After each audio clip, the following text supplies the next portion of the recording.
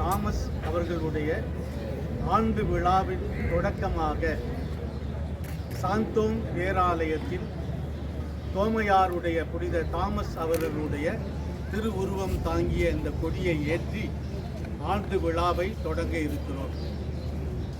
இயேசுவின் 12 சீடர்களில் ஒருவராகிய தாமஸ் இந்தியாவிற்கு வந்து இந்த பகுதியிலே இயேசுவை பற்றி நற்செய்தியை பற்றி அறிவித்து அதன் எதிர்ப்பாளர்களாக இருந்தவர்களால் கொலை செய்யப்பட்டு இந்த சாந்தோம் பேராலயம் இருக்கிற இந்த இடத்தில் அவர் அடக்கம் செய்யப்பட்டார். தோமையார் மலை என்று அழைக்கப்படுகிற தாமஸ் மவுண்ட் அங்கிருந்து இங்கே வருவதாக வரலாறு நமக்கு சொல்லுகிறது. எனவேதான் சென்னையிலே மவுண்ட் ரோட் என்பது இந்த தாமஸ் மலையிலிருந்து பாரிஸ் கார்னர் வரை வருவது, சாந்தோம் நெடுஞ்சாலை என்பது புனித தோமையார் இருக்கின்ற அந்த இடத்தில் இந்த பேராலயம் இருக்கிற நெடுஞ்சாலையை குறிக்கிறது.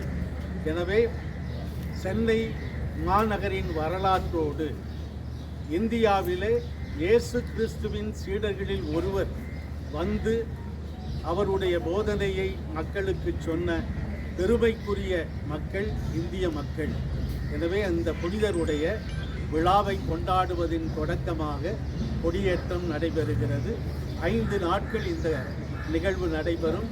30ஆம் தேதி ஞாயிற்றுக்கிழமை மாலை 6 மணி அளவிலே நம்முடைய சென்னை மயிலை உயர் மறை மாவட்ட பேராயர் மேதகு ஜார்ஜ் அந்தோணிசாமி ஆண்டகை அவர்கள் தலைமையிலே ஆடம்பர தேர்பவனியும் அதனைத் தொடர்ந்து ஆடம்பர வழிபாடும் இதே இடத்தில் நடைபெறும். புனித தாமஸ் சென்னை நகர மக்களுக்காக, தமிழக மக்களுக்காக சிறப்பாக பிரார்த்தனை செய்ய, இறைவனுடைய அருள் ஆசீரை பெற்றுத்தர இந்த நாளிலே நம்முடைய சென்னை மாநகருக்காகவும் தமிழகத்திற்காகவும் நாங்கள் சிறப்பு பிரார்த்தனை செய்கிறோம். மக்கள் அனைவரும் மத நல்லிணக்கத்தோடு, சமூக நல்லிணக்கத்தோடு சகோதர சகோதரிகளாய் வாழ இந்த நாளிலே நாங்கள் சிறப்பான பிரார்த்தனையை மேற்கொள்கிறோம்.